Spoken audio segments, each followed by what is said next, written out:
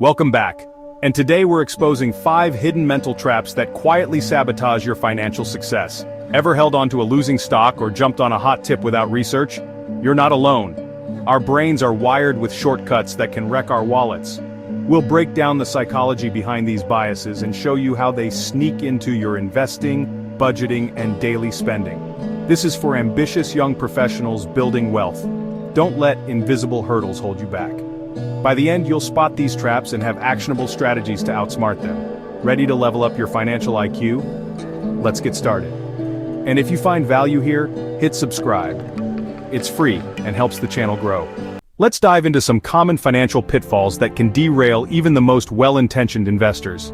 These biases, often subconscious, can lead to poor decisions and ultimately hinder your progress toward financial freedom. First up, confirmation bias.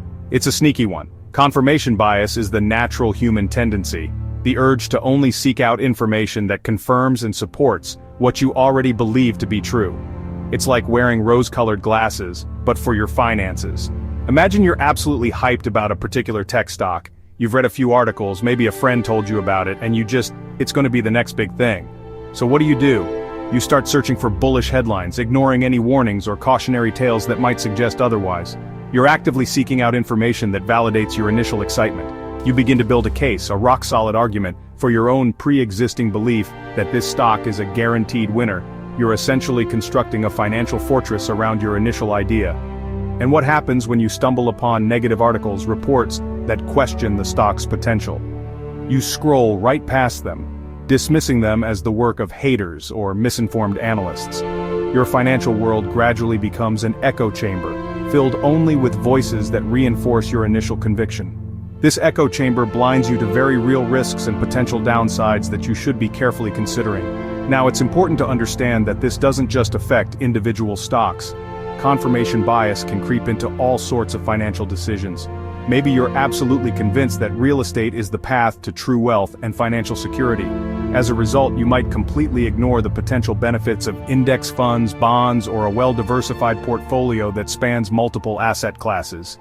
The end result? A lopsided, unbalanced portfolio that's overly exposed to a single asset class, and a whole host of missed opportunities for growth and diversification. So, the crucial question is, how do you break free from this potentially damaging cycle of confirmation bias? The first step is to actively play devil's advocate with yourself.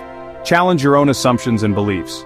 Before you make any big financial move, take the time to actively search for viewpoints that are directly opposite to your own. Seek out diverse perspectives. Literally Google investment name risks and dedicate time to thoroughly reading the arguments against your chosen path. Create a simple checklist. Write down 3 solid reasons your investment idea, and then force yourself to come up with 3 equally compelling reasons This simple exercise forces you to step outside of your own head and see the full unbiased picture. Make a point of talking to someone who holds a completely different financial philosophy than you do. Ask them to poke holes in your investment idea. Emphasize that you're not looking for an argument but rather a genuine, objective assessment. Listen carefully to their concerns. Remember the mindset of a good scientist. They actively try to disprove their own hypotheses. They rigorously test their assumptions and look for evidence that contradicts their initial beliefs, accepting that they're right. Apply that same level of intellectual rigor and skepticism to your personal finances. Stress test your investment ideas. Play out different scenarios, both positive and negative. Be your own biggest, most demanding critic. Ultimately, overcoming confirmation bias is about cultivating humility. It's about admitting that you don't have all the answers, and that you're open to learning and evolving your perspective. Commit to making the decision for your financial future, even if it means admitting you were wrong about something. Prioritize sound financial planning over ego. When you actively combat confirmation bias, you unlock a more rational, objective, and ultimately more successful approach to building long-term wealth. It's an approach that's grounded in reality, careful analysis, and a healthy dose of skepticism, rather than just fleeting market hype and wishful thinking. Next, let's delve into a cognitive bias that subtly influences our financial decisions every day: anchoring bias. It's a sneaky mental shortcut that can lead us astray if we're not careful. Anchoring bias is our tendency to fixate, often subconsciously, on the first number we see, using it as a reference point for subsequent judgments and decisions. This initial piece of information, the anchor, can disproportionately influence our perception of value, even if it's irrelevant or misleading. Imagine this. You see a stock that dropped dramatically from $200 to $100. Immediately, you might think it's a bargain, a steal of a deal, because you're anchored to the old higher price of $200. You perceive it as undervalued, even if the company's underlying value has fundamentally changed for the worse. Perhaps their market share has declined, or their debt has increased. Anchoring skews your judgment not only in investing but also in negotiations too, often without you even realizing it. For example, in a job negotiation, if a recruiter initially offers you $60,000, that number becomes your mental benchmark, influencing your perception of a fair salary. This happens even if your skills, experience, and market research clearly indicate that you're worth $80,000 or more. The initial anchor has subtly limited your perceived value. Retailers are masters at using this bias against you to influence your purchasing decisions. You've seen it countless times. Original price $1,000, now on sale for only $400. But the question you should be asking is, maybe it was never actually worth $1,000 in the first place. So, what's the fix? Awareness is the first step. Consciously ask yourself, is this number truly relevant to my decision, or is it just acting as an anchor, subtly influencing my perception? Before you even look at the price history or any suggested values, do your own thorough research. Decide what something is genuinely worth to you based on its fundamental value, its utility, and its potential, not simply on past highs or arbitrary numbers. In salary negotiations, arm yourself with knowledge. Know your market value, your worth, and your desired salary range before you even hear their initial offer. Use your own well-researched number as the anchor. When shopping, consciously ignore inflated original prices or manufacturers' suggested retail prices, MSRP. Instead, focus on what the item is truly worth to you based on its features, quality, and your personal needs. Actively reset your perspective by seeking out diverse sources of information and challenging your initial assumptions. Remember, the first number you encounter isn't always the most important or even the most accurate. By consciously anchoring your decisions to your own independent research, logical reasoning, and personal values, you'll be empowered to make smarter, more independent, and ultimately more profitable financial decisions. Now, overconfidence bias, the belief that you're smarter or luckier than you really are.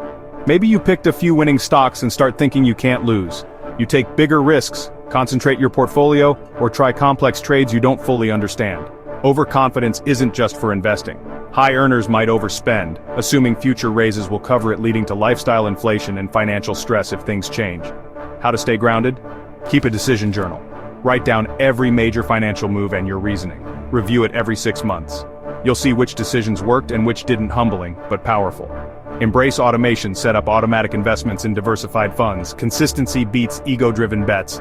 Budget based on your current reality, not future hopes. Pay yourself first, save, and invest before spending. Stay humble. The best investors know their limits and keep learning. Protect yourself from costly mistakes by checking your confidence and focusing on proven, disciplined strategies.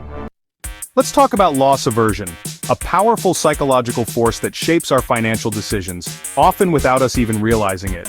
It's a bias that can lead us down paths we wouldn't otherwise consider, impacting our investment strategies and overall financial well-being. At its core, loss aversion means the pain of losing feels twice as bad as the pleasure of winning. This isn't just a slight preference, it's a deeply ingrained emotional response. Think about it. That sting of a setback lingers far longer than the fleeting joy of a comparable gain. This fear, this disproportionate sensitivity to losses, makes us hold on to losing investments far longer than we should. We become emotionally attached, hoping against hope that they'll somehow turn around, even when the rational choice would be to cut our losses and move on. We keep waiting, hoping they'll rebound, clinging to the idea that a recovery is just around the corner. This hope, however, can be a dangerous trap, preventing us from reallocating those funds to potentially more profitable opportunities. Conversely, loss aversion also drives us to sell winners too soon, eager to lock in gains and avoid the possibility of those profits disappearing. We snatch at small victories, sacrificing potential for larger, long-term growth. Logically, you should base investment decisions on future potential, on the prospects of a company or asset moving forward, not solely on its past performance. Sunk costs are sunk costs. They shouldn't cloud your judgment about what to do next. But loss aversion distorts this logic, making you water your weeds, pouring resources into failing investments, hoping to revive them against all odds. And simultaneously, it compels you to cut your flowers, prematurely harvesting your successful investments, preventing them from reaching their full potential. In its most extreme form, it can also keep you out of the market entirely, paralyzing you with fear and preventing you from participating in wealth-building opportunities. Afraid of losses, you stick to savings accounts, CDs, and other ultra-conservative investments, prioritizing safety above all else. But in doing so, you're guaranteeing you'll lose to inflation over time, slowly eroding your purchasing power and hindering your long-term financial goals. So, how do you overcome this powerful bias? One key strategy is to reframe losses, to change the way you perceive them. Recognize that short-term volatility isn't a permanent loss. It's simply part of the investment landscape. Market fluctuations are normal and to be expected. It's the price of long-term growth, the cost of admission to the potential rewards that the market offers over time. Think in percentages, not dollars. This simple shift in perspective can make a big difference. A $10,000 dip in a $200,000 portfolio is just 5%, a relatively small fluctuation in the grand scheme of things. It's normal market movement, not a catastrophic event. Set rules to remove emotion from your investment decisions. Create a systematic approach that guides your actions, regardless of how you're feeling in the moment. Use stop-loss orders to automatically limit potential losses on individual investments. Or pre-commit to selling if an investment drops by a set amount, establishing clear exit strategies before emotions can take over. If you're new to investing, start small, gradually increasing your exposure as you become more comfortable with market fluctuations. Dollar cost average into the market, investing a fixed amount at regular intervals regardless of the current price. Do this with manageable amounts, sums that you can afford to lose without significantly impacting your financial well-being. Accept that risk is necessary for reward. It's an inherent part of the investment process. You can't expect to achieve significant gains without taking on some level of risk. The goal isn't to avoid all losses because that's simply not realistic. Losses are inevitable in the world of investing. The real goal is to ensure your gains outweigh them over time, resulting in a net positive return on your investments. By understanding and managing loss aversion, by recognizing its influence on your decisions, you can make bolder, smarter moves for your financial future, unlocking opportunities that you might have previously avoided due to fear. Last up, status quo. Bias our tendency to stick with what's familiar, even when better options exist. Maybe you're still in your default 401k fund, or you've had the same bank and insurance for years out of habit. This inertia costs you better funds, higher savings rates, and lower fees are out there, but switching feels like a hassle. Even your budgeting tools might be outdated, but you stick with them because they're familiar. The fix? Schedule a financial review day, once or twice a year. Actively question your current choices. Don't just let things ride. Compare your 401k options, shop around for insurance, check for better savings accounts, and review your bills. Focus on the long-term benefits of switching, not the short-term hassle. Use forcing functions. Set a date, tell someone your plan, and create accountability. Think of your finances like a garden without regular maintenance. Weeds take over. By challenging your defaults, you ensure your financial plan is optimized, not just comfortable. There you have it. 5 powerful biases that can quietly wreck your finances. We covered confirmation bias, anchoring, overconfidence, loss aversion, and status quo bias. These are normal human tendencies, but awareness is your first defense. Build habits. Challenge your beliefs, do your own research, keep a decision journal, set rules, and review your choices regularly. Let your logical brain drive, not your instincts. Which bias do you struggle with most? Drop a comment below. No judgment, just growth. If this helped, hit like, subscribe, and ring the bell for more. Thanks for watching. See you in the next video.